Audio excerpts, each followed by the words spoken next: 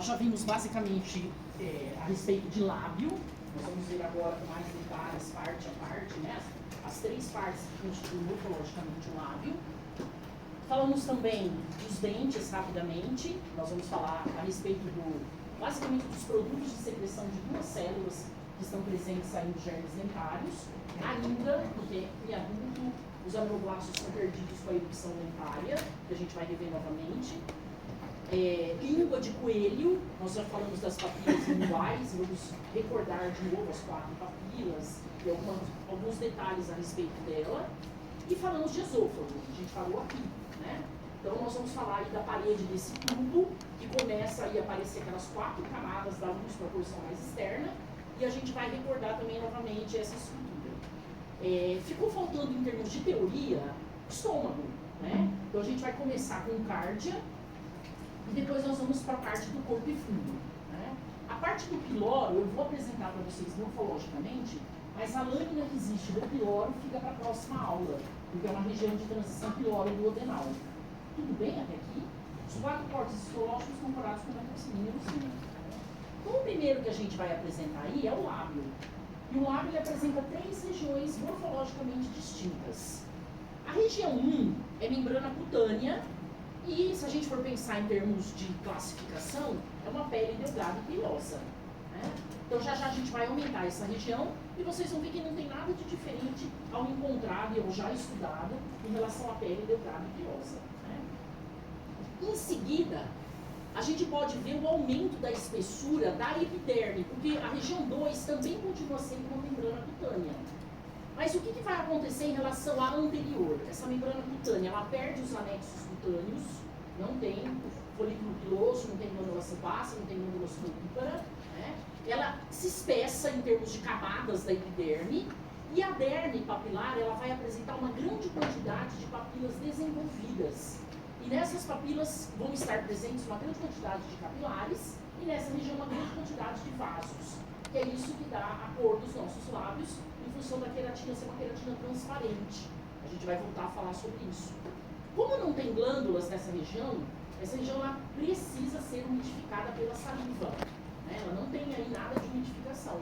E se a gente não deixar isso úmido permanentemente, a gente vai ter um lábio que a gente chama de lábio seco, rachado e assim por diante, né?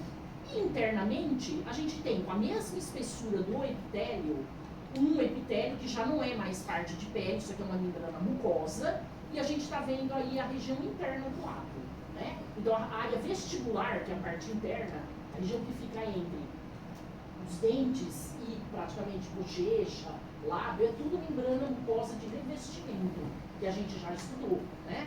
E esse epitélio é um epitélio estratificado pavimento não queratinizado, apoiado numa lâmina própria, e em algumas regiões, como o lábio vai apresentar, a gente tem a presença de glândulas, né? Essas glândulas são chamadas de labiais, mas elas são glândulas acessórias, no sentido de produção de saliva, as glândulas menores, né, nessa produção, que as que mais produzem são as parótidas, né, as glândulas salivares maiores, mas elas também contribuem aí para a produção dessa saliva. Basicamente, elas vão variar de mucosa a mista, em termos de adenômero, né? Então a gente vai ver aí essa região também com maior detalhe. O eixo de sustentação dos lábios é músculo estriado esquelético, que vocês também já estudaram. Tudo bem até aqui?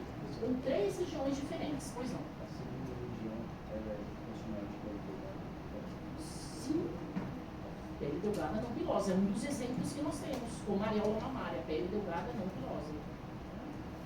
Vamos seguir então. A musculatura estriada esquelética fazendo aí o recheio dos lábios, né? Tá, então inicialmente a primeira região, que a gente vai falar, pele delgada pilosa, e eu vou dar um aumento aí numa das regiões para vocês verem ou encontrarem novamente as glândulas sebáceas associadas a folículos pilosos e as sudoríparas. Eu já expliquei anteriormente que essa lâmina ela foi decorada várias vezes. Então ela não está uma lâmina muito bem conservada, mas dá para a gente reconhecer esses anexos, né? Então nós temos aí um folículo piloso com pelo lá dentro, e esse adenômero, automaticamente o ducto desemboca aqui, essa glândula que a gente pode falar é a glândula sebácea. Igualzinho que vocês já estudaram, né? Essa está na região mais externa do lábio. E mais internamente, mais ao lado, pegar essa outra região, nós temos aí glândulas sudoríparas, né? A glândula exócrina circular enovelada. Nada de diferente do que vocês já viram também. Tudo bem até aqui nessa primeira região? Tá, vamos seguinte. A seguinte é aquela que eu falei. A epiderme, que continua sendo pele delgada, não pilosa, essa epiderme, ela se espessa em termos de camadas, principalmente a camada espinhosa, aumenta, né? Aí não tem folículo piloso, não tem glândula sebácea, não tem glândula sudorípara. E as papilas conjuntivas, que aqui eu posso chamar de papilas dérmicas, elas são muito desenvolvidas.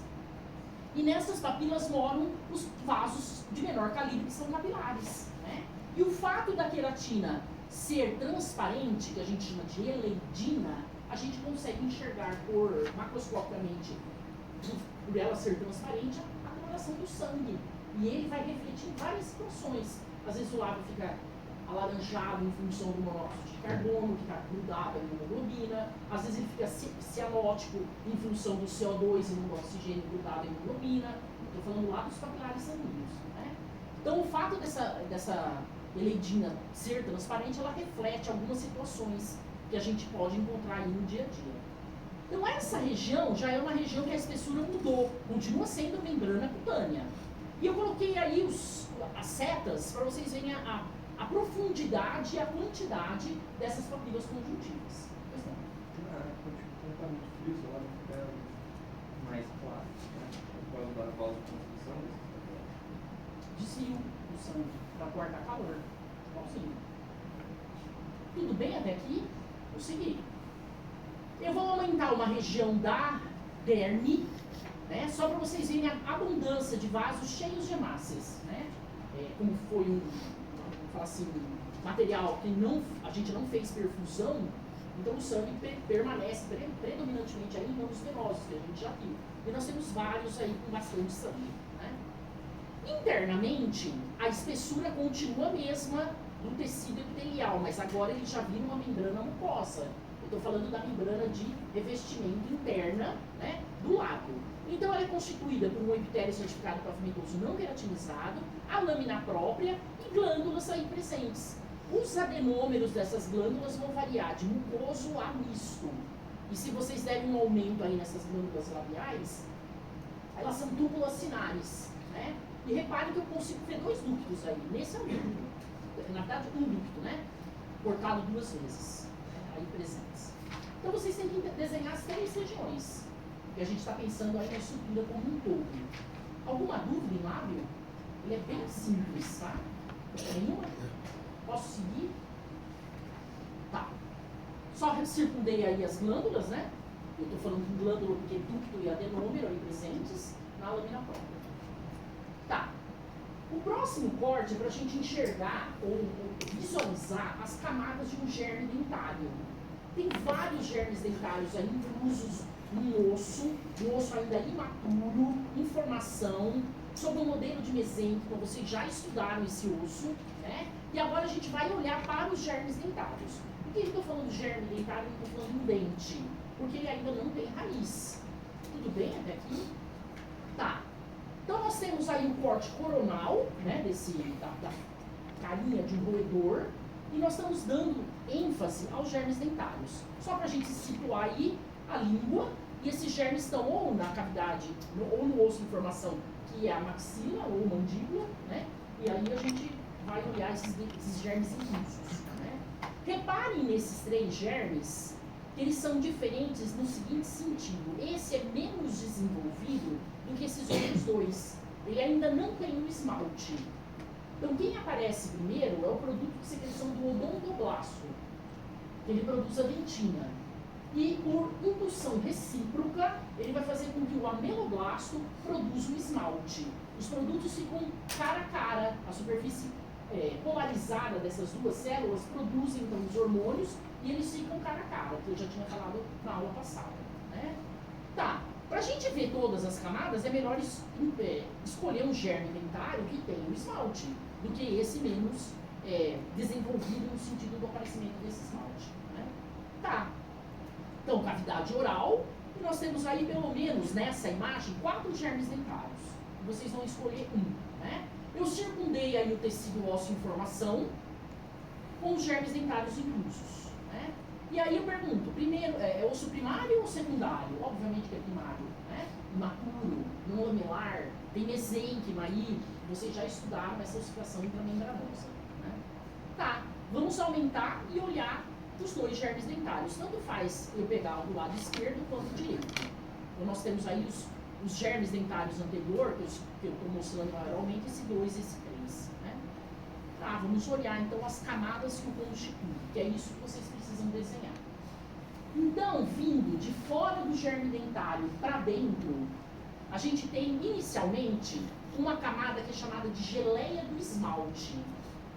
Olha a característica morfológica dela e comparem com essa camada que está mais interna. É diferente? Morfologicamente? Não, né? Mesênquima, praticamente. Mas no germe dentário, nessa fase de desenvolvimento, que tem várias fases, vocês forem estudar fundo nos livros, a gente fala fase da campânula, fase do sino, tem várias fases, né? E basicamente mesênquima aí originando várias coisas. E esse mesênquima inicialmente perto do ameloblasto, ou voltado para o ameloblasto, é chamado de geleia do esmalte, né? Em seguida, nós vamos ter um epitélio. Se vocês olharem, é um epitélio simples cúbico, por conta aí dos núcleos arredondados, também originário desse mesênquima, né, ali em formação, e ele é chamado de epitélio interno. Depois nós temos uma camada de células cilíndricas, que são os ameloblastos. Aí vocês vão falar, mas a gente não está vendo direitinho ele, não está mesmo. Na outra lâmina que eu vou mostrar, dá para ver melhor esses ameloblastos, né, em termos de individualizar os tipos celulares aí. São células cilíndricas. A superfície basal deles fica voltada para o epitélio interno. E a superfície apical fica voltada para o produto de secreção que eles produzem, que é essa faixa bem encorada, vermelha, que seria o esmalte, né? Tá, então nós temos aí a camada do esmalte, produzida pelos ameloblastos. Depois nós temos a dentina e a pré-dentina. Quem produz esse produto de secreção são essas células também epiteliais cilíndricas que ficam apoiadas na polpa dentária, que é a região do dente, ou do germe dentário, vascularizado e inervado, né? Então nós teríamos aí uma camada de células epiteliais cilíndricas, os odontoblastos, e a polpa dentária. Repare que os produtos de secreção, eles ficam olhando, né, um para o outro, porque o ameloblasto produz o esmalte e o odontoblasto produz a dentina. Quem aparece primeiro? A dentina, né? Dá para perceber que na dentina tem umas faixas brancas? Vocês conseguem ver? Principalmente na pré-dentina. Como ele é menos corado, a gente vê umas faixas brancas. Isso aí não é artefato de técnica, tem um nome, túbulo dentinário. E aí moram os prolongamentos dos odontoblastos. Por isso que quando a gente trata o dente, vamos voltar. Na hora que o dente sofre erupção, e ele sofre porque tem o estabelecimento do ligamento periodontal, como eu já falei para vocês, essas células que são as mais externas, elas são perdidas. O esmalte é o que fica aparente no nosso dente. Então, no momento em que ele sofre erupção, isso é perdido. Por isso que a gente não consegue mais produzir um novo esmalte, né? Tá, então no momento então que a gente vai tratar o dente e o dentista usa aquele aparelhinho para tirar a cárie, né? Automaticamente ele vai furar esse esmalte e enquanto ele estiver no esmalte a gente não sente dor. Mas no momento em que ele está chegando perto da dentina e por conta desses túbulos dentinários, a gente vai sentir dor, né? A polpa é inervada e vascularizada. E como tem os prolongamentos dentro desses túbulos, automaticamente os nutrientes e uma certa sensibilidade dá pra gente o que a gente sente no momento que a gente está tratando o dente, né? Ou os dentes.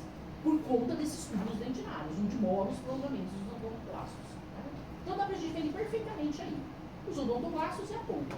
Então, o que eu quero falar, que nesse momento é mesênquima dos dois lados, né? Eu só vou saber quem é quem, se é geleia do esmalte ou se é a polpa dentária, se a gente olhar aí as células ou esse epitélio interno aí do germe dentário, né? Tem um outro corte histológico, vamos olhar lá. Aí eu pergunto assim, ameloblasto e odontoblasto estão presentes por toda a vida? Ameloblasto não, odontoblasto sim. Tudo bem? E à medida que ele vai produzindo o seu produto, que continua sendo a dentina, ele vai se afastando do esmalte. Automaticamente a polpa vai ficando menor. Então se a gente pega um dente agora, jovem, um dente de um idoso, a polpa do idoso é bem pequena em relação à polpa dentária de um dente jovem, né? Então isso eu já tinha falado também. Isso também é um corte coronal.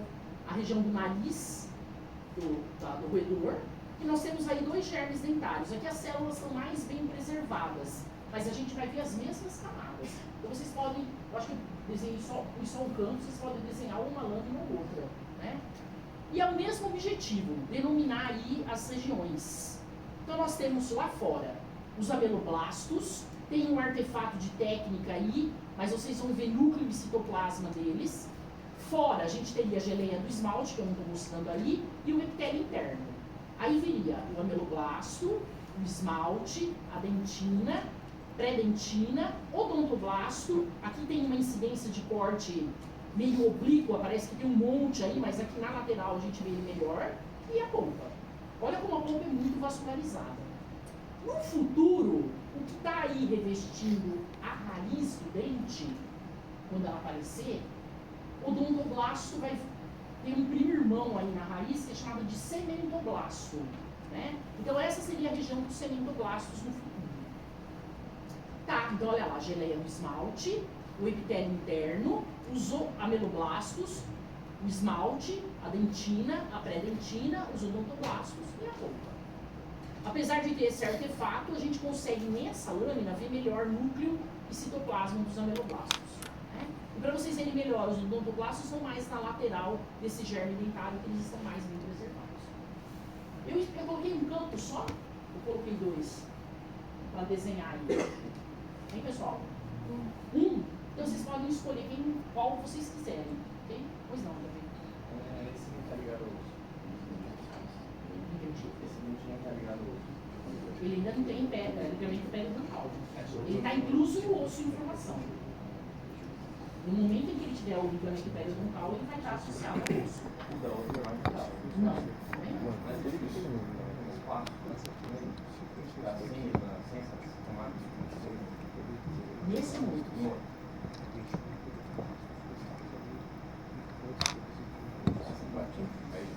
Isso é artefato. Porque tudo isso aí. Não tem ligamento aí.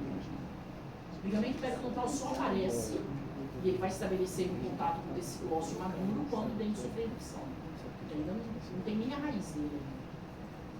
Posso seguir? Pois não. O que ele se perde? Quando você olha o dente, você tem um esmalte. Você acha que vai ficar célula aqui? Em cima do esmalte? Só fica o produto de secreção dela. Então, na hora que sofre a erupção, essas células morrem, desaparecem. Né? Vendo? E os cementoblastos vão revestir a raiz, que é a raiz do Isso. O cementoblasto é o que é o odontoblasto para a coroa. Produz a dentina na coroa. O cementoblasto produz a dentina na raiz. Não, toda essa polpa não. A polpa mora dentro do dente. O dente tem 2 partes, a coroa e a raiz. Aqui só tem a coroa. Você não tem a raiz aqui.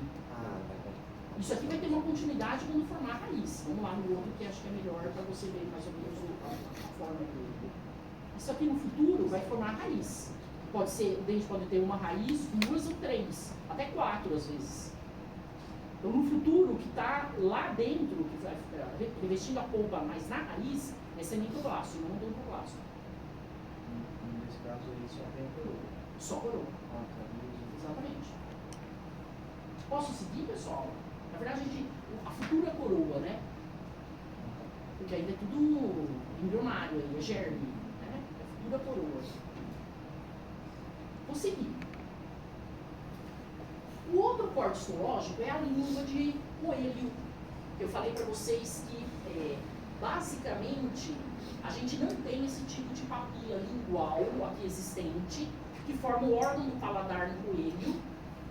Essas papilas são chamadas de foliadas ou foliáceas. E de acordo com a sua, vamos falar assim, morfologia, elas sempre vão apresentar calículo gustatório na lateral E elas são muito semelhantes às circunvaladas que o homem sempre tem no veringual, né? São raras no homem essas papilas foliadas ou foliáceas. A diferença entre ela e a circunvalada é que o conjuntivo que está aí empurrando, ou fazendo parte dessa papila lingual, ele forma 3 eixos de sustentação. Eu já tinha falado isso anteriormente. A circunvalada só tem um eixo empurrando o tecido epitelial, né? Tá, então cada estrutura dessa que eu estou apontando aqui, ó, circundando, é uma papila foliada ou foliácea. E essa reta contínua está separando o que é superfície ventral da língua do coelho com o início da superfície dorsal da língua do coelho. Então a nossa língua também tem 2 superfícies, a dorsal e a ventral. Tudo bem? A dorsal é a que tem papila, é a que é revestida com mucosa mastigatória. Qual é a mesma epitélio dessa mucosa mastigatória? Estratificado, pavimentoso, paraqueratinizado ou queratinizado, né? E uma lâmina própria subjacente, tudo bem? E a mucosa de revestimento, que é a superfície interna da língua, a ventral, né? A que a gente está em contato com o assoalho, ele é um epitélio certificado pavimentoso não queratinizado, mucosa de revestimento. Então nós temos aí um exemplo de mucosa mastigatória e mucosa de revestimento. Tá. Além dessas papilas foliadas ou foliáceas na língua do coelho, a gente vai encontrar, andando nela, e eu vou mostrar para vocês, as papilas filiformes, que são as mais numerosas. Então nós vamos ver 2 papilas aí nessa língua, as filiformes e as foliadas ou foliáceas. Filiforme nunca tem papila, nunca tem calículo gustatório, lembra que a gente já falou. E a grande função dela não é a gustação, é o desgaste do alimento, né? Tudo bem? A gente já tinha conversado também. Eu falei 2 papilas. Quem são as outras 2 que eu não falei? Nessa língua a gente vai encontrar. Fungiforme e a circunvalada. Tudo bem? Lá na circunvalada vai existir, como aqui também existe na região da foliada ou foliácea, glândulas. Lá na circunvalada humana, né? Essas glândulas lá na circunvalada têm a grande função de lavar o valo, aquela região onde ficam os calículos gustatórios. E essas glândulas aqui presentes também vão fazer essa mesma função.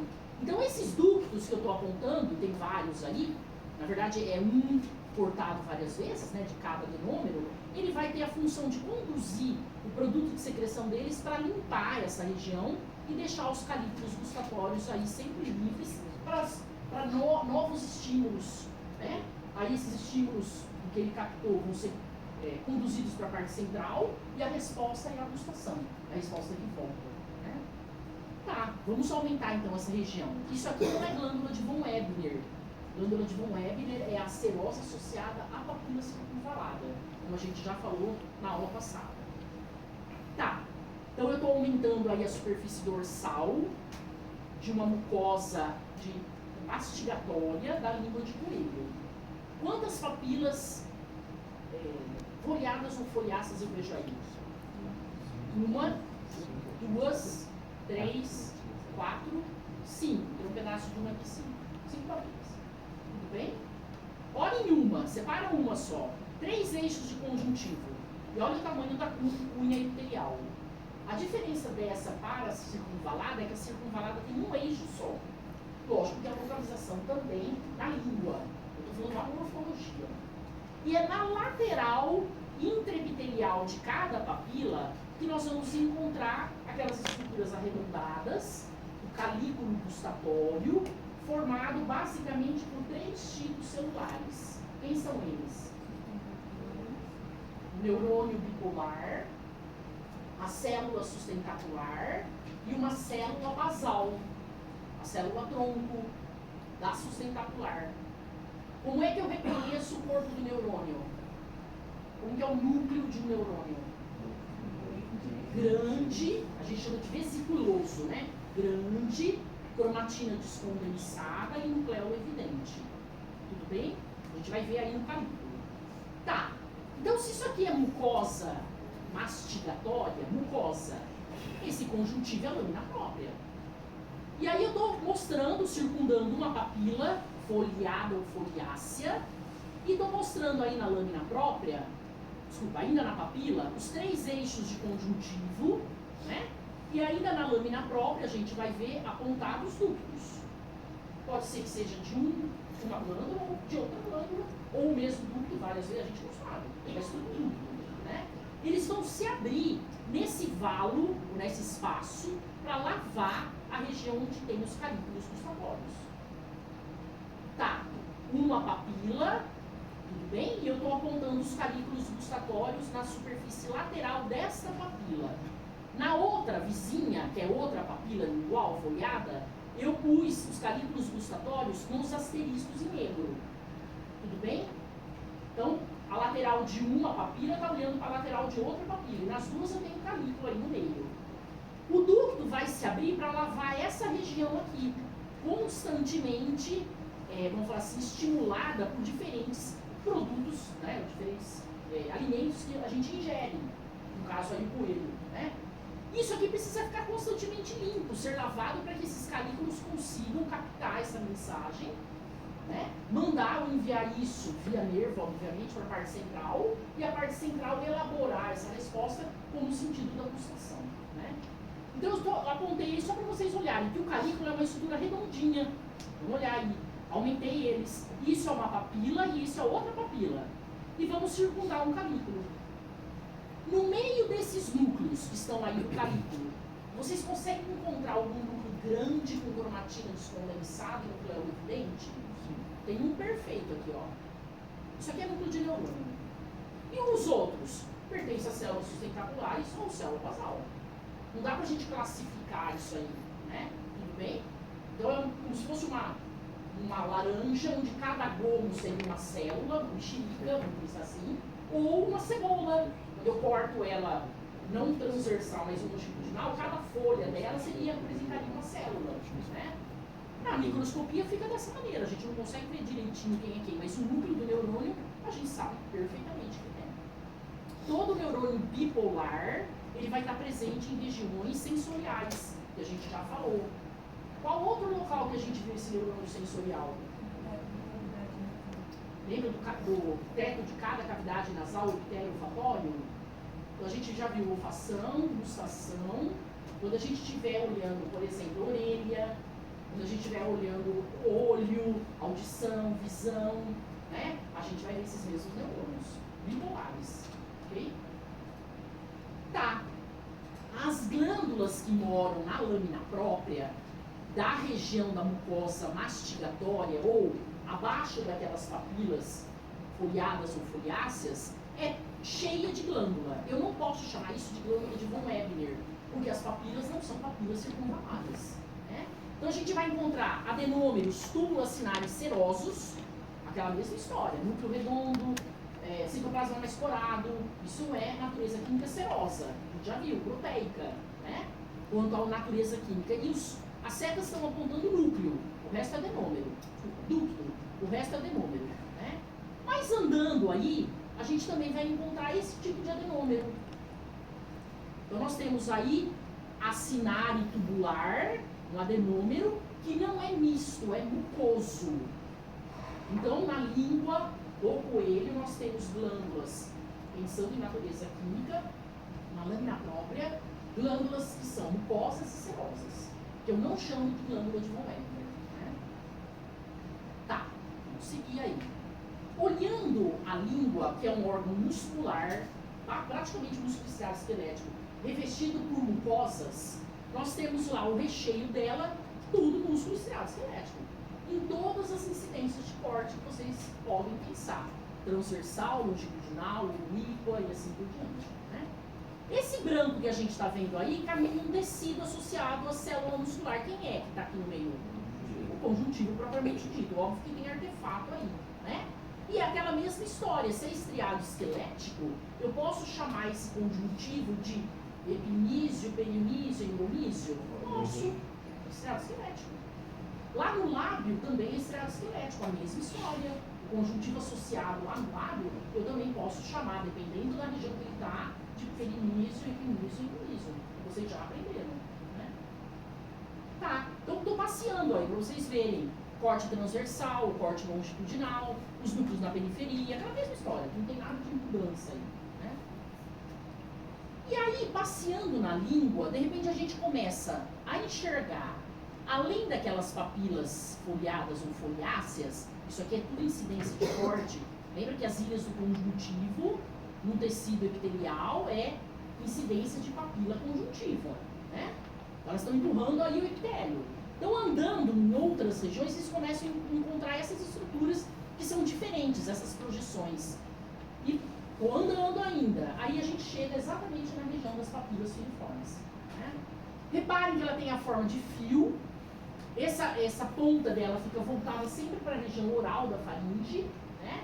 E se vocês olharem para ser paraqueratinizado ou queratinizado, o que eu tenho que ter nessa camada aqui? Seria a última camada, entre aspas, camada córnea, se for um paraqueratinizado. Núcleo. Então, se tiver núcleo aqui, ele é paraqueratinizado. Se não tiver, ele é queratinizado. A gente já viu também. Então, vocês vão encontrar essas duas papilas nessa língua. Bem simples também. A diferença aí é a papila. Né? O resto vocês conhecem. Tá. Alguma dúvida em língua? Hein, pessoal? Não? Vamos ver agora um corte transversal de esôfago. E é no esôfago agora, quando ele é uma estrutura tubular, né, que a gente consegue denominar, na verdade denominar, e depois a gente pode classificar os tecidos, da luz para a porção mais externa, 4 camadas, que a gente já tinha falado. Tanto em corte longitudinal quanto transversal. Né? É que aqui o corte é transversal. Então, a luz desse esôfago, que não é humana, é o esôfago do carneiro, que vocês já estudaram glândula, a gente pode denominar aí da luz para a porção mais externa 4 camadas. Essa primeira camada, que reveste a luz, ela recebe um nome. Como que é o nome dela? Mucosa. É uma membrana epitelial? Sim. Membrana mucosa. E ela tem 3 constituintes. Quem são eles? O epitélio, vamos classificar, estratificado, pavimento, não queratinizado, uma lâmina própria, tudo bem? E uma muscular da mucosa. Ok? Até aí? Tá. Depois nós temos a segunda camada, a camada subjacente à mucosa. O nome dela é submucosa. E a submucosa, ela tem glândulas no esôfago. Cuidado que tem áreas de artefato de técnica, esses brancos que vocês estão vendo aí, bem grandes, é artefato. Tem dobras também, que eu também já mostrei isso. Então cuidado para não confundir dobra com ducto, né? Que a gente vai ver depois, vocês já estudaram essa história, né? E as glândulas estão aí. Só para recordar, elas são glândulas do carneiro tubulo-acinares. Exócrina simples, tubulo-acinares, obviamente, né? São intramurais. E quanto à natureza química, elas são mistas. É um adenômero mucoso com uma meia-lua serosa, que já estou desenhado, né? Tá, elas moram na submucosa. Depois a gente teria a terceira camada, a camada da muscular externa. E aí essa muscular externa era variável no terço inicial do esôfago, no terço médio do esôfago e no terço final do esôfago. Variável em que sentido? O que é o terço inicial?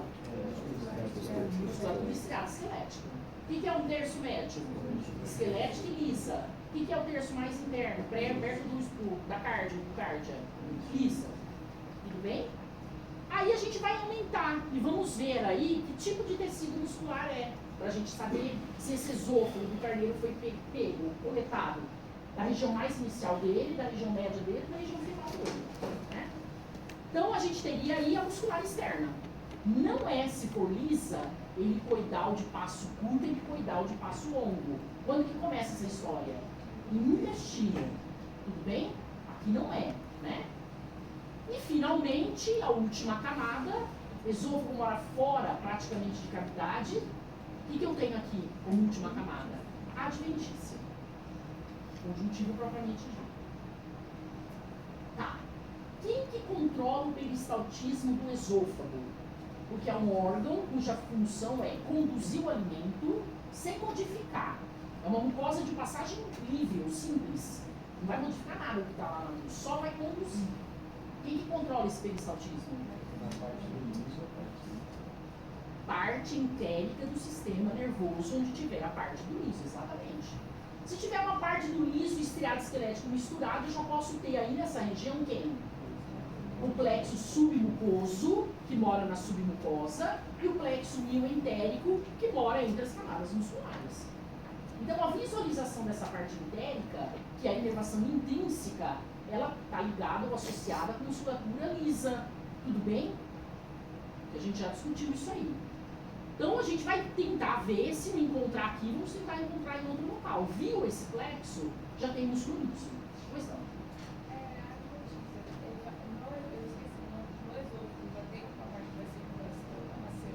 Quando chegar no cardia, aquela transição vai ter. Ok? Posso seguir? Vamos lá então olhar. Eu estou aí olhando, que eu já eu faço, identifiquei ducto, tudo bem? Dos adenômeros se abrindo aí para a luz. Isso é um ducto. Os adenômeros estão embaixo. Repare que eu tenho adenômero redondinho e adenômero que não é redondo. Então ele é tubo lacinar. E quanto à natureza química, a gente teria que aumentar mais isso aí para ver a minha luz serosa. Mas eles são mistos. Tudo bem? Vocês já viram isso. Tá. Esse conjuntivo onde estão esses adenômeros e o ducto que está saindo dele está subindo aí, é a submucosa. Cadê a muscular da mucosa aí? Ela está fragmentada. Então, eu vou aumentar essa região aí que eu fiz um retângulo, um verde, e vou mostrar para vocês essa muscular da mucosa fragmentada. Isso é músculo liso, isso é músculo liso. Reparem como ele confunde com o colágeno, para a gente conseguir identificar. Ela está toda fragmentada, ok? Só para vocês verem aí maior aumento. Regiões de fragmentação, ainda não tem uma muscular da mucosa contínua, regiões que representam transição entre segmentos. Então, por exemplo, parte oral da faringe com o esôfago, parte final do esôfago com cárdia. Essa muscular da mucosa vai estar toda fragmentada. Tá? Então, ainda não tem uma muscular da mucosa nesse esôfago aí contínua. Por isso eu estou mostrando pedaços dela. Ok? Dá para confundir. Por isso que a gente tem um outro esôfago corado por tricrômio ou tricrômico. E vocês vão ver essa muscular da mucosa contínua. Nós temos dois esôfagos aí para observar. Tudo bem? Tá. Então, só para mostrar que aqui a dificuldade que vocês vão ter é de identificar essa muscular da mucosa fragmentada. E o que tem em volta? Muscular da mucosa? Dessa parte fragmentada. Sim. Posso seguir? Pois não. A muscular da mucosa sempre vai ser músculo liso? Depende, é isso que eu ia falar agora. Se for do início, ela acompanha sempre a muscular externa. Ela começa com o músculo estriado esquelético, depois uma mistura, depois liso. Sempre tem duas camadas ou uma. Pode ser que eu encontre duas ou uma, se for músculo liso, que a externa tem duas, né? Tudo bem? Posso seguir? Tá, vamos lá. Então a dificuldade aí é essa musculatura. Vamos olhar para as glândulas. Repare que nós temos um ducto se abrindo num adenômero acinar. Tá aí, ó. E o início dele é simples, cúbico. Né? Depois ele vai se tornar estratificado. E aí vai se tornar estratificado pavimento lá em cima. Né? Então só para vocês verem que inicialmente ele é simples, com a abertura aí no adenômero. Né? Esses adenômeros, 2 acinares, 3 acinares, né? E aqui parece um tubular. Tá, eu estou na submucosa. Viu o adenômero? Submucosa. Tudo bem? Porque a gente já sabe que as glândulas moram lá, junto com os ductos, né? E o ducto se abre. Então a glândula no esôfago, submucosa. Tudo bem até aqui? Depois a gente vai ver que outra região do tubo digestório a gente vai encontrar a glândula também na submucosa. Tem mais uma, que é o duodeno. O resto ninguém tem, só os dois. Agora vamos olhar a muscular. Quando eu olho a muscular externa, eu encontro esse tipo de corte longitudinal e encontro esse tipo de corte transversal.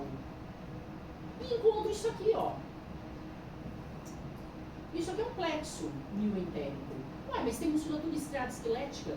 Com certeza aí no meio tem lisa já também. Então, viu o plexo, a gente começa a ter aí um misto de estriado esquelético e liso. Predomina mais o esquelético. Tá? Então, na hora que vocês forem procurar na muscular externa, o predomínio é de estriado esquelético, mas já tem o plexo mioentérico. Vocês conseguem reconhecer corpo de neurônio aí? Isso aqui é um corpo de neurônio, o núcleo dele. Tudo bem? Esses núcleos com cromatina descondensada nuclear evidente está aí daí. Então, a muscular externa mostra pra gente qual região do esôfago a gente está vendo. Apesar de a gente ver musculatura estriada esquelética predominando, ela já está aparecendo aí músculo liso. A parte entérica começa aí a aparecer, né? Também. Tá, vamos seguir. Muscular estriada esquelética predominando, mas já tem lisa também. Esse é o outro esôfago, corado por tricrômio ou tricrômico. E aí facilita a gente diferenciar o conjuntivo que está numa tonalidade verde com o músculo que está numa tonalidade roxa. Tudo bem? Tudo isso que vocês estão vendo aqui não é mais esôfago de carneiro. Tudo isso aqui, ó, é muscular da mucosa. Isso aqui é esôfago de macaco agora. Ok? As glândulas da submucosa, olha lá. E a muscular externa tem a mesma cor da interna. E se a gente for olhar, um misto também de estriado esquelético e liso. Qual é o objetivo da gente mostrar essa lâmina? Vocês diferenciarem muito bem o que é tecido muscular do que é colágeno. Tudo bem? Só por isso que foi feito. E reparem que, de novo, as glândulas moram na submucosa. Tudo bem, pessoal? Muito simples. Não tem nada de dificuldade aí em reconhecer esôfago, ver que as glândulas estão na submucosa, as 4 paredes aí, as 4 camadas que constituem aí a parede e assim por diante. Tudo bem? Pois não. Sim, o objetivo da lâmina é desenhar todas as camadas. Como na anterior a muscular da mucosa estava fragmentada, a gente está mostrando uma contínua. Aí, ó, mais contínua. Pois não. Essa muscular da mucosa, ela não é tão evidente assim, né? Não, depende, é variável. De esôfago para esôfago. Cada esôfago vai se apresentar de uma maneira. No macaco é assim. Muscular da mucosa? Qual é a função da muscular da mucosa? Você faltou na aula. Mas você não sabe. Qual é a função da muscular da mucosa, gente? Tudo que tem a ver com a mucosa, ela vai fazer. Né? Qual é a funcionalidade da mucosa? Depende. Qual é a funcionalidade dessa mucosa aí do esôfago? No seu peristaltismo, é externo. O que essa muscular da mucosa tem que fazer? Controlar o quê? Proliferação celular, do epitélio, das glândulas, da própria musculatura, se for músculo liso, ele pode sofrer mitose. Tudo bem? É isso. Ela contrai independente do resto, essa muscular da mucosa. Posso seguir? Tá, eu separei aí a submucosa com glândula para vocês verem, né? Para cima eu tenho muscular da mucosa, para baixo a muscular externa. E essa bagunça que tá aí é porque tem um misto de estriado esquelético e liso. Ok? Tá. Então as lâminas que nós passamos, que nós já tínhamos discutido a teoria, são bem simples. Alguma dificuldade em reconhecer alguma delas, pessoal? Não? Vamos passar para o estômago agora. É um tubo também, então eu vou encontrar as 4 camadas, mas ele se expande, né? Ele não é mais um tubo redondo que nem o esôfago. Ele tem uma expansão. E qual é a grande função desse órgão? Temporariamente armazenar o alimento, então ele tem que expandir, por isso ele é um saco, vamos falar assim. E misturar esse alimento com produtos de secreção que as suas células aí da mucosa apresentam ou produzem. Tudo bem? Tá. Então vamos lá. Continua sendo a mesma história. Agora eu só tenho um músculo liso aí. Só um músculo liso. E a gente vai ter então a inervação extrínseca e intrínseca. A intrínseca é a parte entérica, que a gente já discutiu. A extrínseca é simpático e parasimpático. Né? O esôfago vem vindo. Essa primeira região é a região de transição gastroesofágica, esôfago, gástrica, que a gente tem uma lâmina. onde o esôfago abruptamente, com a sua mucosa, que a gente já conhece, vai mudar abruptamente para uma mucosa típica do estômago. Tudo bem? Se eu estou falando que é uma mudança abrupta, é região sujeita a mudanças patológicas. Ok? Tá, a gente tem a primeira lâmina dessa região aqui. Depois nós temos anatomia macroscópica, fundo, o corpo e o piloro, que tem uma última porção que a gente chama de antro, né? Anatomia, as 4 regiões. Pra gente, pra histologia, fundo e corpo tem a mesma morfologia. E quando a gente for olhar a lâmina, que é a segunda lâmina de estômago que a gente tem, é a região que a gente fala do fundo ou corpo, porque morfologicamente as duas são semelhantes. Então nós temos 3 regiões distintas morfologicamente do estômago. A região do cárdia ou da cárdia, a região do corpo e fundo, que são iguais, e a região do piloro. Essas são as 3 regiões distintas, morfologicamente. Tá, qual é a distinção? Quando é que eu sei que eu estou na região cárdia, fundo e corpo ou piloro? Olhando para a mucosa. A lâmina própria que tem glândulas. E essas glândulas que vão variar. É isso que vai variar. A lâmina própria contém glândula. O resto é tudo igual. Tudo bem? Outra coisa que a gente consegue ver aqui. Quando a gente abre o estômago, lá na anatomia, vocês veem um monte de ondas. Já viram isso? É cheio de onda. Essas ondas, a anatomia chama de prega. A histologia muda essa projeção. Para estômago a gente chama de ruga, para intestino a gente chama de prega. E o que era isso mesmo? Submucosa empurrando a mucosa. Tudo bem? Onde que elas vão ser mais proeminentes? No fundo e no corpo. E a gente tem uma lâmina que vocês vão ver uma ruga. Várias rugas, na verdade. Que são essas que a gente vê macroscopicamente. Tudo bem? Tudo isso é para aumentar a superfície de membrana que está fazendo o que aí? O alimento está lá na luz e ele está sendo fragmentado. Quanto mais membrana tiver, mais produto de secreção vai ter para liberar a célula, né? Para liberar para a luz um conteúdo ácido, enzimático, pepsina, para quebrar proteína, enfim. Então, quanto mais membrana eu tenho produto de secreção. Né? E a prega, ou a ruga, no caso aí, a prega no intestino, é para exatamente fazer isso. É um dispositivo para aumentar a superfície. Tudo bem até aqui? Tá, vamos olhar então o estômago. Ele mora dentro de cavidade, né? Então, todas as regiões, a última camada dessa estrutura sempre é serosa. Nunca é adventícia. Tudo bem? Já no cárdio começa serosa, né?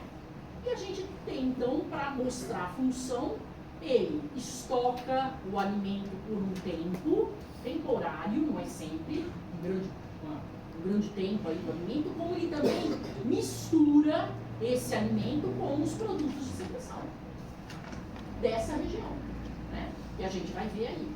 Tudo bem? Por isso que a muscular dele é super desenvolvida, para ele expandir e para ele misturar.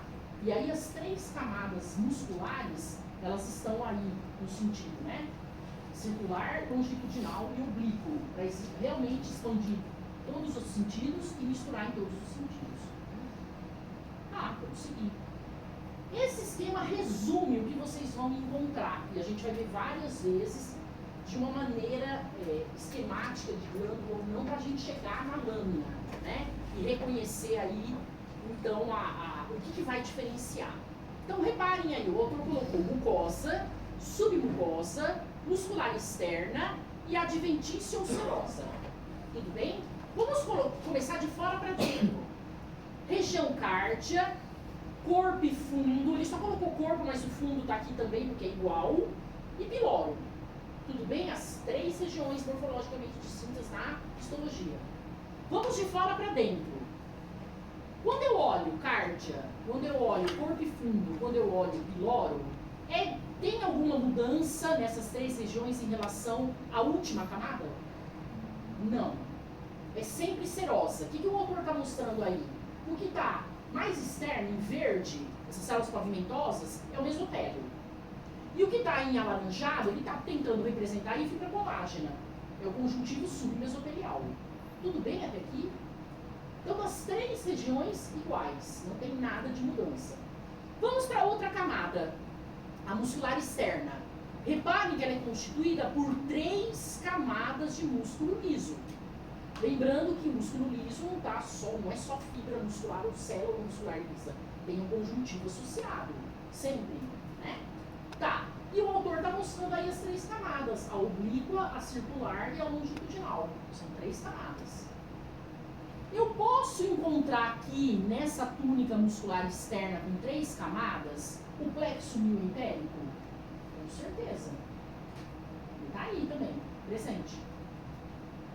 Reparem que na região do cárdia, corpo fundo e piloro, as 3 camadas são iguais, não tem diferença. Tudo bem, pessoal? Estou vindo agora para a submucosa. O que é o alaranjado que o autor desenhou aí? O colágeno. Ele está mostrando que é um conjuntivo propriamente dito. E tem alguma coisa além do conjuntivo propriamente dito aí, morando? Nada. Mas a gente sabe que tem plexo submucoso. É que ele não esquematizou. Mas eu não tenho glândula aí. Tudo bem? Nenhuma região do estômago tem glândula na submucosa. E agora a gente vai para a mucosa. Se eu falei 3, que as 3 são iguais, é a mucosa que vai diferenciar. Então eu sempre vou olhar para a mucosa. E o que a mucosa diferencia nas 3 regiões distintas? As glândulas. Tudo bem? Tá. Então o que seria uma glândula? O que é uma glândula? É um epitélio de revestimento, que essa glândula é intradural, né? Que se invagina em direção ao conjuntivo. Tudo bem? E ela está aí, ó. Um epitélio de revestimento que se invagina com um tecido conjuntivo. Que eu chamo de lâmina própria, porque é membrana mucosa. Tudo bem até aqui? Tá. Dá para perceber que o autor desenhou que a primeira região dessa glândula é igual ao epitélio de revestimento. Vocês conseguem ver que ele fez a mesma cor e o fundo dela é diferente? Essa primeira região tem um nome, fosseta ou fovéula gástrica. É o início da invaginação, igualzinho ao epitélio de revestimento. E o fundo, que é a glândula propriamente dita, ela tem outra apresentação aqui no esquema, outra cor. Tudo bem? Eu quero que vocês vejam só o que o esquema está mostrando por enquanto. Vamos olhar então o cárdia. Quando eu olho o tamanho da fovéula com o tamanho da glândula, tamanho de uma com o tamanho de outra para formar ela como um todo. Não é 1 para 1 a relação? Igual, praticamente. Mesmo tamanho da fovéula, células, para o mesmo tamanho da glândula. Vamos para a região do corpo fundo. A glândula, apesar do desenho não mostrar muito bem, o fundo dela vai ser maior que a fovéula, vocês vão ver. E o que o autor desenhou aí? Ele pôs umas bolinhas. Vocês estão vendo aí essas bolinhas? O que acontece aí? Aparecem células exclusivas dessa glândula que não estão na cárdia e não estão no piloro. Essas células exclusivas que ele está representando por essa bolinha são as células oxínticas, tudo bem? E as células, cuidado para não confundir com oxífila, que é da paratireoide, que é a célula que produz o HCl, oxínticas, ou parietais. Mais fácil a gente guardar parietal, né? E a outra que está aí, que também é exclusiva só da região do corpo fundo, são as células principais ou zimogênicas. É mais fácil guardar a principal. A parietal é acidófila em HI e a principal é basófila. Então a gente consegue ver perfeitamente essas células. Então essas bolinhas estão representando essas dois tipos celulares que são exclusivos dessa região. E reparem que, apesar do esquema não estar muito legal, a fovéula é menor que a glândula. O início dela é menor que o resto. E vocês vão ver isso perfeitamente.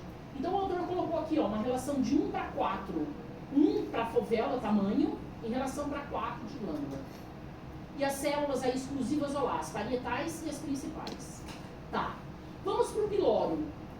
O piloro, agora ele esquematizou bonitinho. A fovéula é muito maior que a glândula. E reparem que ele desenhou a cor dela As duas regiões distintas, igualzinho com o cárdia, vocês estão vendo aí? Igualzinho. Não tem as células parietais ou principais, nem no cárdia, nem no pilório. Tudo bem? Então muda o tamanho de coisas na glândula, que a gente vai ver perfeitamente isso. Né? Tá. Então ele tem um epitélio, a glândula na lâmina própria e a muscular na mucosa, que vai acompanhar a muscular externa, continua sendo lisa, mas aí ela não tem 3 camadas. A gente vê no máximo 2 ou às vezes uma de músculo fixo. Né? Isso forma a muscular da membrana mucosa. Então reparem, todas as glândulas gástricas moram na lâmina própria. Tudo bem? Qual é a diferença entre elas? A proporção da fovéola para a glândula propriamente dita. Essa é a diferença. Que a gente vai ver agora vários esquemas. Né? Tá.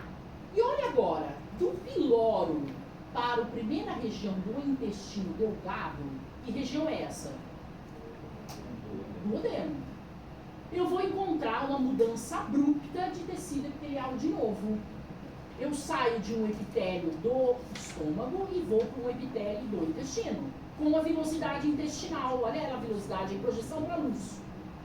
O do intestino vocês já conhecem. Que epitélio é esse? Simples, cilíndrico, com borda estriada e célula caliciforme. Lembram disso? Eu ainda não falei do estômago porque vocês não conhecem. Mas o intestino sim. Né? E reparem agora, ele tem o duodeno, né? Ele tem as 4 camadas. O que vai diferenciar aí no duodeno, intestino delgado? Vamos de lá, de fora para dentro de novo. Continua tendo a serosa. A muscular agora vai mudar, a externa. Aqui começa a helicoidal de passo curto e helicoidal de passo longo. Glândula na submucosa. Só o duodeno tem glândula na submucosa. As glândulas duodenais ou glândulas de Briner. Qual é a exclusividade dessa glândula em termos de natureza química do produto de secreção? Seromucosa. O que é ser seromucosa mesmo? O núcleo de uma célula serosa e o citoplasma de uma célula mucosa. Tudo bem? A gente já estudou isso aí. E olha a glândula. Essa glândula é a glândula intestinal. Então o duodeno tem tanto glândula na lâmina própria quanto na submucosa. Essa é a cripta, ou glândula de Nieberkin. Entre uma velocidade e outra a gente tem a glândula intestinal, que nós vamos ver de novo, né? E aí a velocidade. Então a mucosa vai mudar, né? A mucosa do intestino muda em relação ao estômago, ele vai passar a apresentar glândula também na submucosa e a muscular externa vai virar 2 camadas, em trajeto helicoidal. Pois não, Gustavo? Qual? Cripta do duodeno?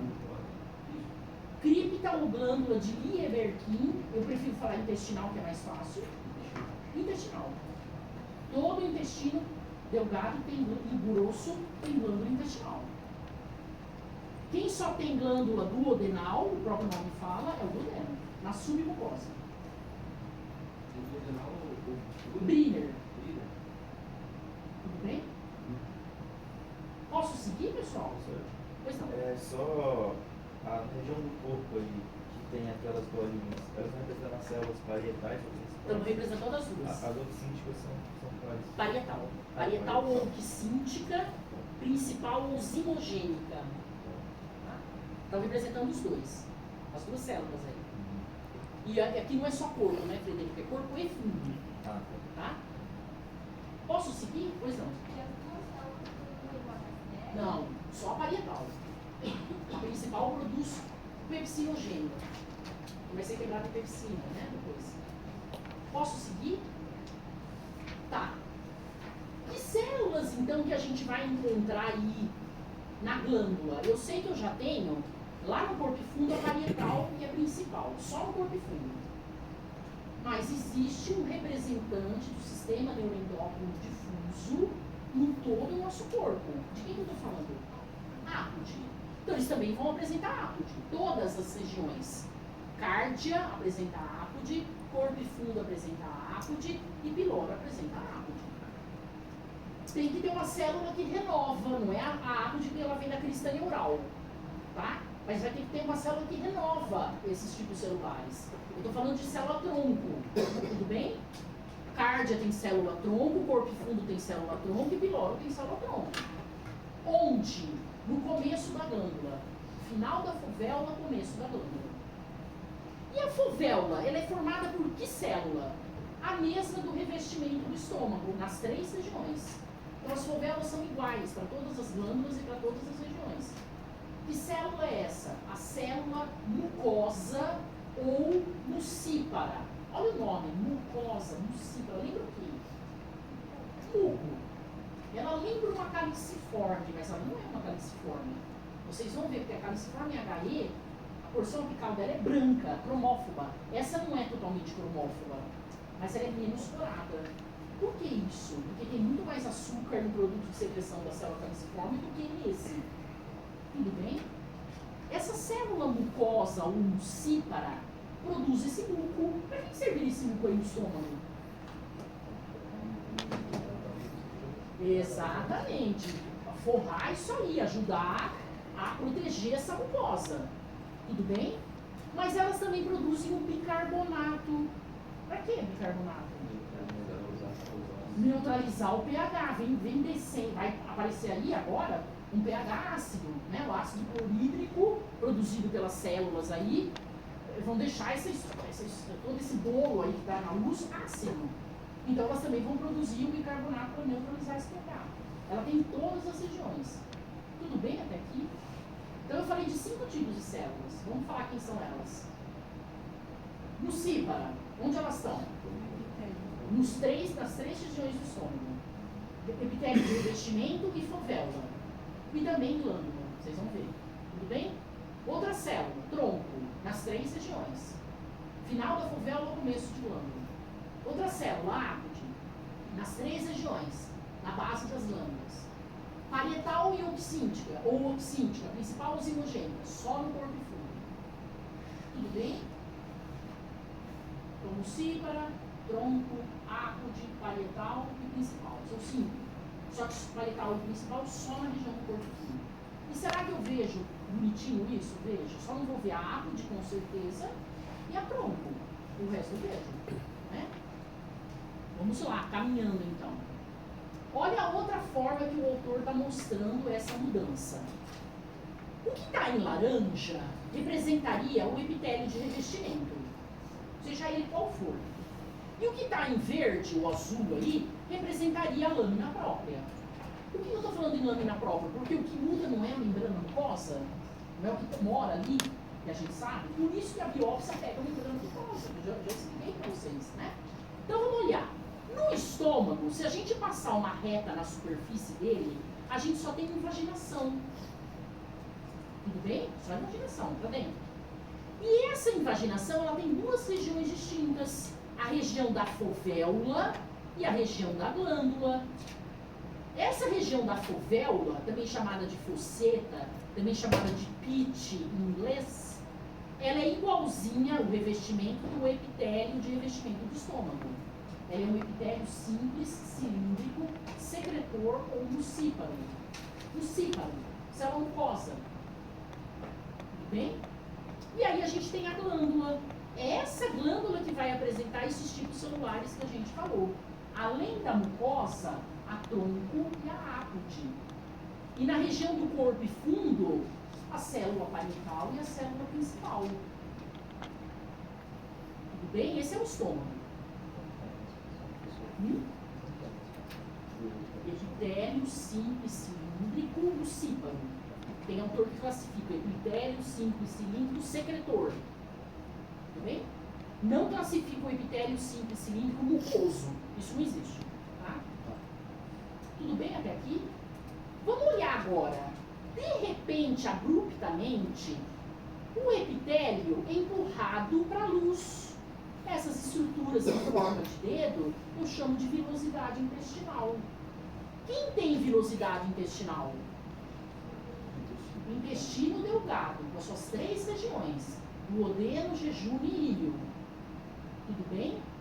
O epitélio aqui é simples, cilíndrico, com bordas triadas, célula caliciforme, nas 3 regiões.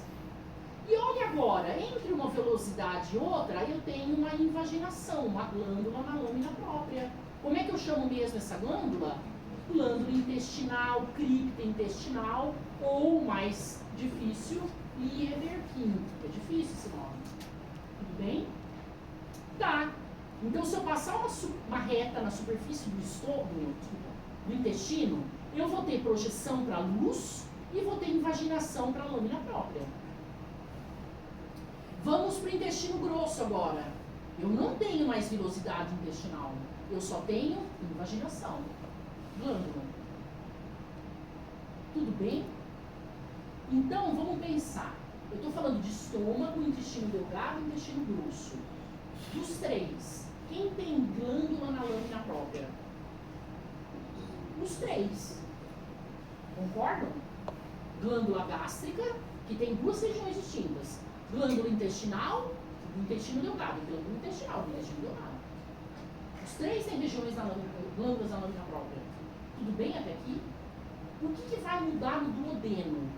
No duodeno, além dessas glândulas na lâmina própria, ele vai ter glândula na submucosa, que é a duodenal.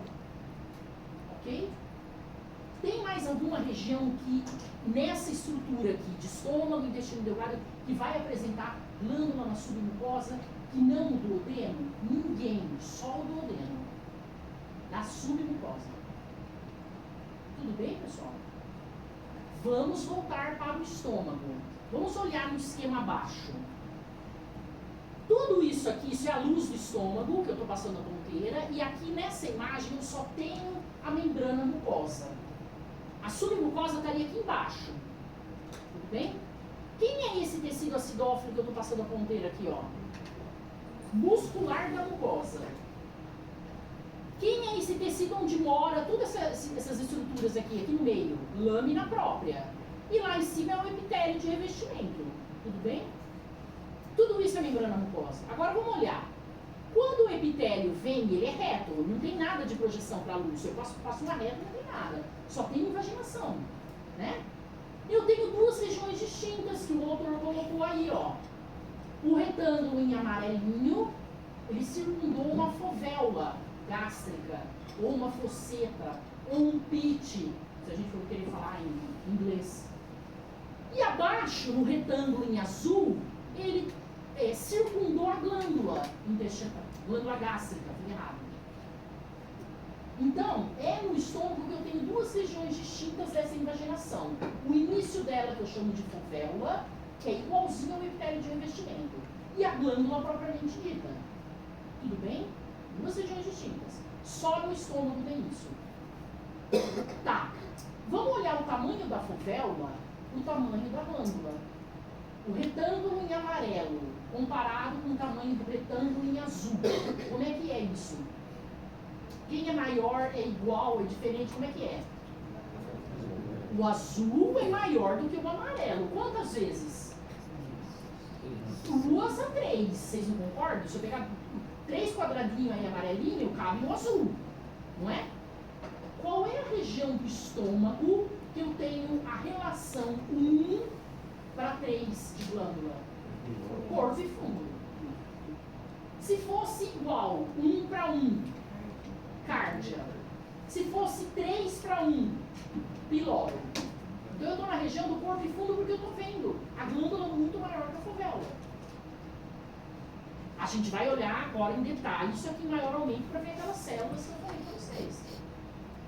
Tudo bem? Até aqui? Vamos para outras formas de apresentação dessas estruturas.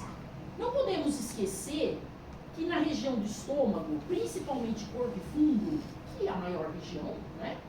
Principalmente o corpo é a maior região, a gente vai encontrar ruga. O que era ruga mesmo? A submucosa e pulmão da mucosa. Tudo bem? Prega é lá no intestino. Submucosa e pulmão da mucosa. Ok? Sempre para aumentar a superfície de área. Né? De membrana. Tá, vamos seguir. Só para mostrar que essa região é do estômago e ele está mostrando basicamente aí esse corte, a região do corpo e fundo. Tá. Isso é um desenho do Kirschenbaum, para ele mostrar as glândulas para vocês. O tamanho da fovéula e a relação da glândula. né? Então o verde, reparem que ele é uma continuidade do epitélio de revestimento. Então toda essa região verde aí, ele está representando a fovéola. Que célula que eu vou encontrar aí? Eu vou encontrar a célula mucosa. Tudo bem? Imaginou, continua o mesmo epitélio. Simples, cilíndrico, secretor ou mucípalo. Depois ele pôs uma região diferente aí, em roxo. Essa região é a região que eu encontro a célula tronco. A célula tronco mora aí, junto com as células mucosas. Que seria a região do colo da glândula. E depois a glândula propriamente dita, mais profunda, que ele desenhou em róseo. Ela é tubular ramificada. Vocês conseguem ver isso aí? Né? Tem autores que falam que além dela ser ramificada, ela pode se enovelar. Então vocês podem encontrar essa classificação. Cárdia, a glândula, como glândula esófona simples, tubular enovelada. Vocês podem encontrar isso. E não só tubular ramificada. Né? Tá. Vamos olhar o tamanho da fovéola, basicamente com o colo, com o tamanho da glândula. Não é mais ou menos a mesma proporção? O verde com o resto é mais ou menos o mesmo tamanho. Né? Isso é o cárdia. Vamos colocar agora, para comparar, a região do fundo e corpo. Reparem que a fovéola e o colo é menor que a glândula, a parte mais interna, se a gente for olhar, em termos de proporção. Continua sendo a glândula classificada como exócrina simples, tubular ramificada. É na região do corpo e fundo que, além da mucosa, da ápode, da tronco, que mora aqui nessa região roxa, eu vou ter quem nessa glândula? A parietal e a principal. Tudo bem? É aqui que a gente consegue discriminar muito bem. Uma glândula é muito grande, porque ela tem mais células, né, representando aí. A gente consegue, na glândula, falar essa é a região inicial da glândula, média da glândula e final da glândula. Só do róseo. Que a gente chama de istmo, colo e base. Vocês vão ver isso. Como é uma glândula grandona, a gente consegue dividir em 3 regiões. A glândula. Porque o resto é fovéola e colo, né? E vamos ver a região do piloro, que o Kirzenbaum mostra. Olha lá. A fovéola ou fosseta, que é o verde, é muito maior que a glândula, que é o róseo. Então é olhando essa proporção que eu vou saber que região que eu estou. O estômago. É ela que vai mudar. O resto não muda nada. Tudo bem? Posso seguir? Pois não. Pode voltar só para ver ali, mais um parafrasante disso. Por que aqui ali na fovéola está mais espessa o quarto? Isso é representação. Essa aqui, Isso. representação. Não tem nada. O esquema que ele está mostrando. Você tem que guardar a proporção de tamanho. Tá? Ok. Isso aí. Eu penso que aí quis, de certa maneira, mostrar que uma invaginação pode atender a mais de uma glândula. Mas a ramificação é da glândula, lá embaixo, né? Pois não. Se eu falar se é simples, tubular, ramificada, não tá certo? Certo. Tem alguns autores que vão falar essa tubular enovelada. Mas as 3 são tubular ramificada. As 3. Célula mucosa e célula mucípara. Mesma coisa. Só que eu não classifico epitélio simples, cilíndrico, mucoso. Eu classifico como mucíparo. Ok? Mas a célula mucosa ou mucípara é a mesma. Ok? Posso seguir? Vou seguir. Tá, isso aqui é só para mostrar a musculatura em todas as regiões, né? Oblíqua, circular e longitudinal, que a gente vai ver nas incidências. E aí a gente tem a imagem abrindo, né? A região de transição do esôfago e estômago. Então isso aqui é esôfago e estômago, né? E aí o corte histológico, a mudança abrupta de tecido epitelial. E a gente tem uma lâmina exatamente dessa região. Tudo bem? Seguir. Tá, não é a nossa lâmina ainda. A região abrupta de mudança aí de tecido epitelial. E na endoscopia a gente consegue ver isso também. Quando o médico lá está fazendo a endoscopia, ele sabe onde que é o final do esôfago e quando é o começo da cárdia ou do cárdia. Então aí, basicamente, não existe um esfíncter anatômico Porque onde vai existir esse esfíncter anatômico? Lá no piloro, que retarda o esvaziamento gástrico. Aí não existe uma expansão da muscular externa para fazer esse esfíncter anatômico. Vocês viram isso na anatomia? Viram? Tá. Posso encontrar maltes aí, tecido linfóide associado à mucosa? Posso. Desde o esôfago. Eu só não vou encontrar um agregado de malte. Quando eu tenho um agregado, eu formo uma placa de Peyer. Onde que eu tenho isso aí? No ilho. Tudo bem? Então, assim, às vezes a basofilia aí nessa região, na lâmina própria, na submucosa, é a presença da malte. Então a gente pode ver isso aí, ok? Sem problema nenhum. Então daqui para trás é estômago, esôfago, desculpem, daqui para frente é estômago. Né? Tá, vamos seguir. Primeira região do card, olha agora, ele já mostra tubular enovelada. Aí, tá vendo a primeira região? Ou tubular ramificada, a gente aceita os dois aí, né? E aí, qual que é a história? A proporção da fovéula, o tamanho dela tem que ser o mesmo da glândula. 1 para 1. O tamanho da fovéula é igual ao tamanho da glândula. E que células que eu vou encontrar na região do cárdia? 3 tipos. A mucosa umbocípara, a ápode e a trombo. Tudo bem? Na fovéula, só a mucosa umbocípara. E na glândula, a mucosa, a ápode e a trombo. Onde que a trombo está mesmo? Entre o final da fovéula e o início da glândula. Tudo bem? Vamos seguir. Se eu curar qualquer região do estômago com PAS hematoxilina, o que seriam essas células supercoradas em pink? Em HE ou HE elas ficam assim. Não é tão cromófoba como a caliciforme, de ser branca, né? Mas em PAS hematoxilina ela fica em pink. Que células são essas? As lucíparas ou mucosas. Então elas estão tanto no epitélio de revestimento quanto no início aí da glândula que a gente chama de fovéula. Tudo bem? Tá, vamos seguir. E essas células mucosas ou lucíparas liberam 2 secreções exócrinas, o bicarbonato e o muco, para proteger o estômago e para, vamos falar assim, alterar o pH, principalmente na região do corpo fundo, que é ácido clorídrico que vai estar atuando ali. Né?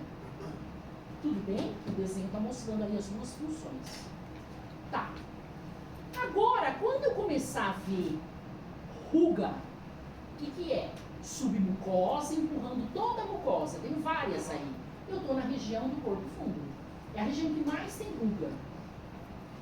Principalmente o corpo. Né? E aí, tudo que está acima aqui é a mucosa. O que eu vou esperar encontrar aqui? Aquela região onde a fovéula é menor em relação ao tamanho da glândula. Aquela região onde a glândula, além das 3 células que a gente já falou, ela vai ter ainda a parietal e a principal. Né? Então vamos olhar aí. Isso é uma técnica para ver vascularização. Então tudo que está em vermelho é vaso. Ok? Submucosa e lâmina própria. Olha a muscular da mucosa aí, fazendo parte da mucosa. Né?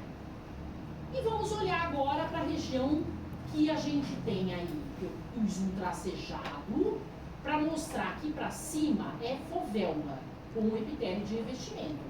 Reparem aí que não tem projeção para luz, é uma reta, só invaginação. Né? E para baixo, daqui até aqui é glândula. Quem é maior, a fovéula ou a glândula? A glândula. Eu estou na região do corpo fundo. E quando eu olho nessa região, não dá para perceber que tem uma região mais acidófila inicial e mais basófila final? Vocês conseguem ver isso? As acidófilas são as parietais, ou oxínticas. Eu tenho medo desse nome, porque logo vocês vão aprender sobre células oxífilas, e aí confunde. Então optem por parietal.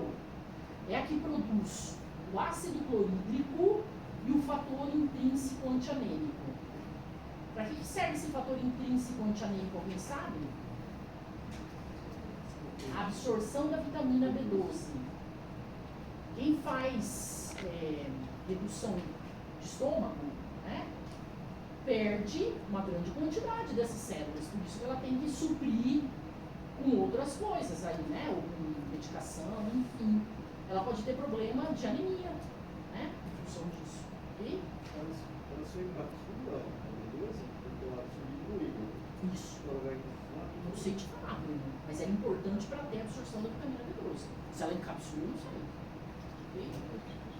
O fator intrínseco antianêmico produzido pela célula parietal é importante para a absorção da vitamina B12, que é híbrido, né? Tudo bem? Eu quero que vocês vejam nesse momento duas regiões distintas. Vocês conseguem ver aí? A mais para a base basófila, mais para o ápice acidófilo? Tá. Lâmina própria, onde está fosseto ou fovelo a gente vê, mas aqui quando está bagunça de glândula, a gente não vê muito a lâmina própria. Por quê? Alguém sabe me falar? Por que aqui a gente praticamente não vê a lâmina própria? Como que era essa glândula mesmo? Tubular ramificada. O fato dela ser ramificada cria essa bagunça aqui no suporte histológico. Né? E além disso, a muscular da mucosa vai emitir projeções para a lâmina própria. A gente vai ver no meio disso aqui, dessa bagunça, na lâmina de vocês, que está muito bonita, preservada, célula muscular lisa. A gente consegue diferenciar? Muito bem, vocês vão ver. E a muscular mucosa só faz isso aí? Não, no intestino ela também faz, né? Que a gente vai ver, mas ela não é célula da glândula, ela é a célula da muscular mucosa, né? Da muscular lisa. Tá, isso aqui não é lâmina de vocês ainda. Vamos seguir. Olha uma malte. Um tecido linfóide associado à mucosa. Não tem nada a ver com um agregado. Porque um agregado disso, um monte disso, forma a placa de Peyer lá do milho. Ok? Então a gente pode encontrar alguns tecidos linfóides aí que chama tecido linfóide associado à mucosa nessas regiões aí. Sem problema nenhum, um ou outro. Né?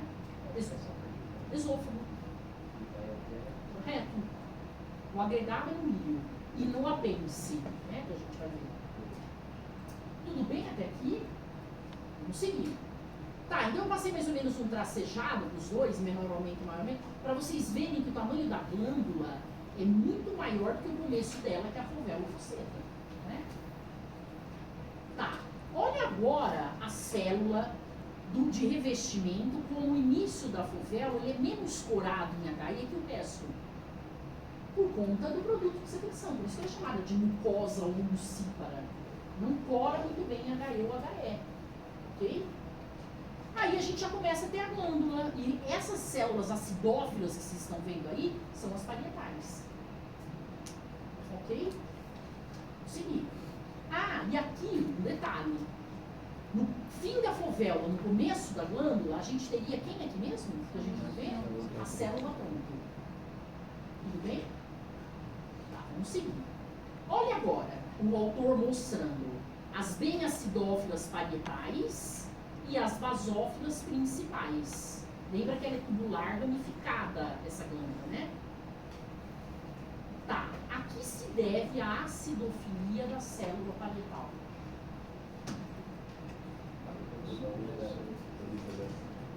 Essa célula que produz o HCl e o fator intrínseco antianêmico. Mitocôndria.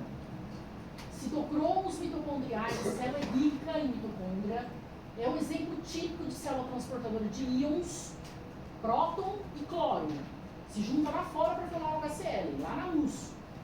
Lá tem muita proteína transmembranária que transporta íons. Depende de ATP. São transportadores que gastam ATP. Ok? E aí eu tenho que ter muita mitocôndria. E essa acidofilia dos citocromos mitocondriais. Muita.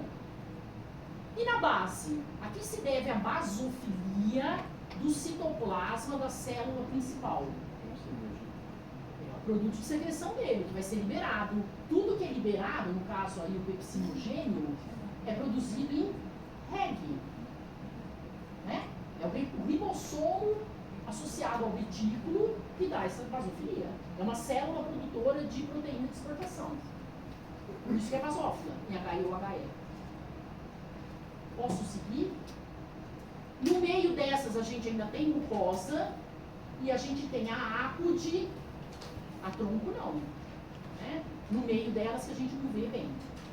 Tudo bem? Vou seguir. Região então de corpo e fundo é aquela onde onde a glândula tubular ramificada é muito maior que a fovéola ou fosseta. Vou falar assim, o risco em azul está mostrando o tamanho da glândula. Tem muito mais célula aí. Então, por isso que ela é grandona, essa glândula. Que células que foram adicionadas aí? As principais e as parietais, né? Por isso que ela é grandona. E aí eu consigo separar. O começo da glândula a gente chama de istmo, o meio da glândula a gente chama de colo e o fim da glândula a gente chama de base. Então, se vocês ouvirem falar istmo, colo e base, da glândula é da região do corpo fundo. E aí tem menor aumento. O autor mostra células aí presentes. E o capilar fenestrado aí presente na lâmina própria. Onde mais eu vou encontrar capilar fenestrado? Glândula endócrina, no tubo digestório, vilosidade intestinal, tudo bem? O capilar fenestrado vai pegar tudo da absorção que não é lipídio. Ele vai ter equilíbrio central na vilosidade, né? E ele está aí mostrando a presença do capilar e as várias células. Está muito pequenininho aqui, a gente vai ter melhores coisas para olhar, tudo bem? Mas aí, ó, istmo, colo e base da glândula. E eu falei aí de células, só para mostrar para vocês, iniciais é a fovéola, a mucípara ou mucosa. Elas também vão estar aqui no meio da glândula, propriamente dita, essas mucosas. Então eu tenho mucosa do istmo, mucosa do colo e mucosa da base da glândula. A gente vai ver. Tá, o que mais que eu circundei aí? Na verdade eu risquei, né? A célula tronco, que está em amarelo, né? A gente tem a célula parietal em vermelho e a célula principal em azul. Mas isso aqui está pequeno, vou mostrar maior aumento. Pode falar. Glândula conjuntiva, onde mora a glândula. Tudo. Cárdia, corpo fundo e piolo. Todos.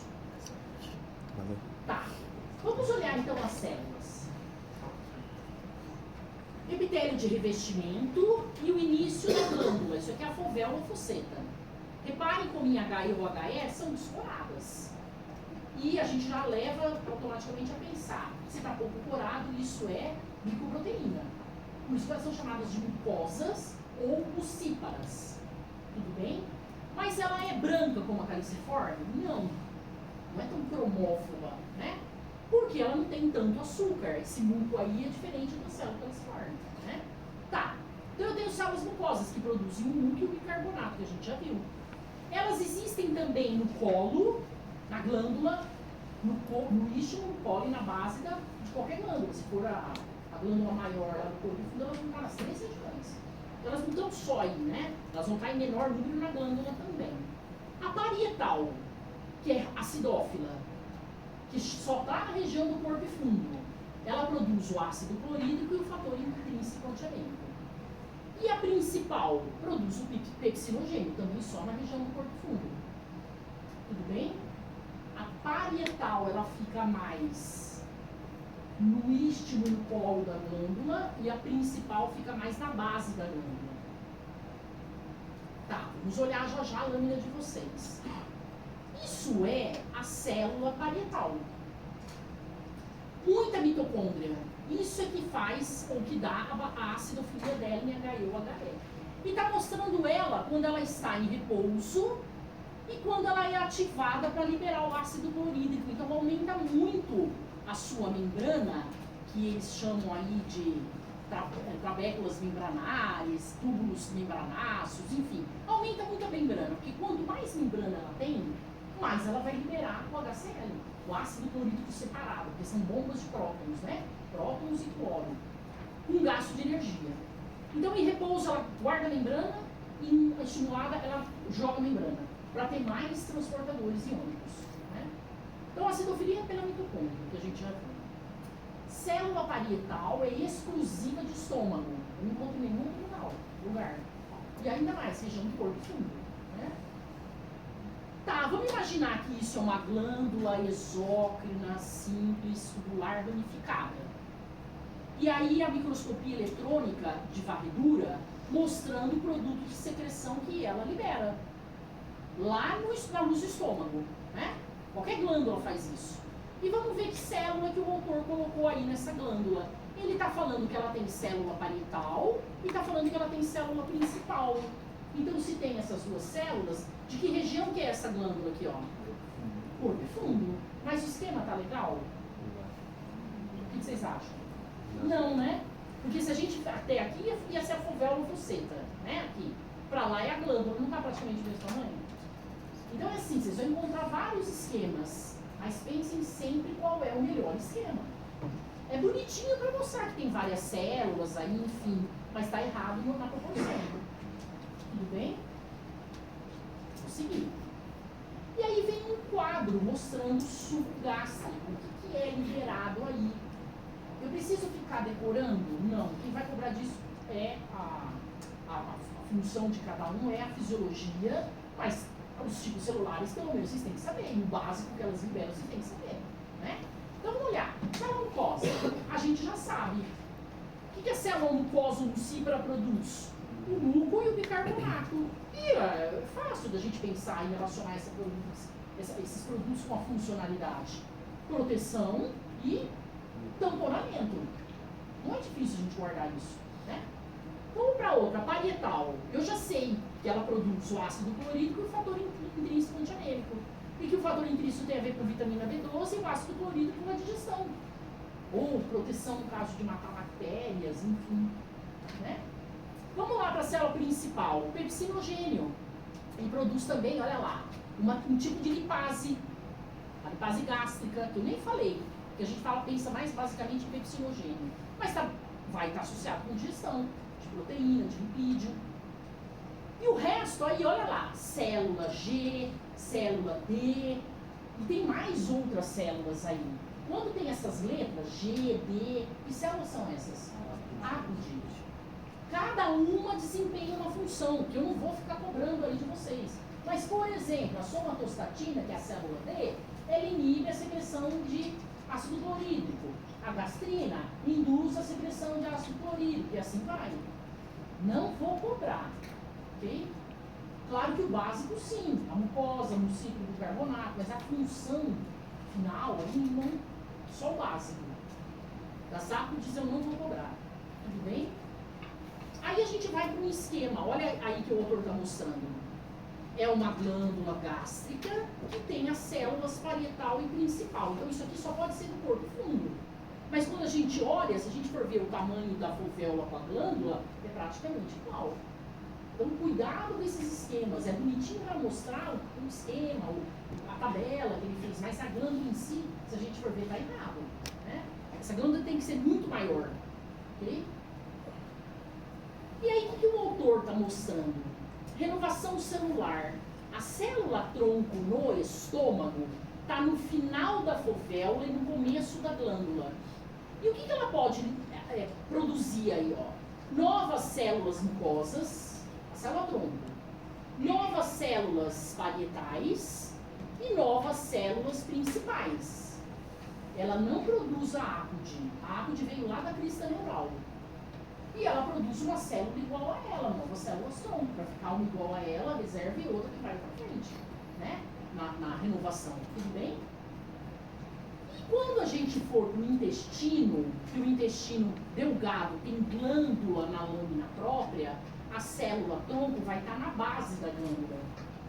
E ela vai originar 3 tipos de células que vocês vão ver: o enterócito, a caliciforme e a panê, que vocês ainda não viram que essa célula faz, e outra célula tronco.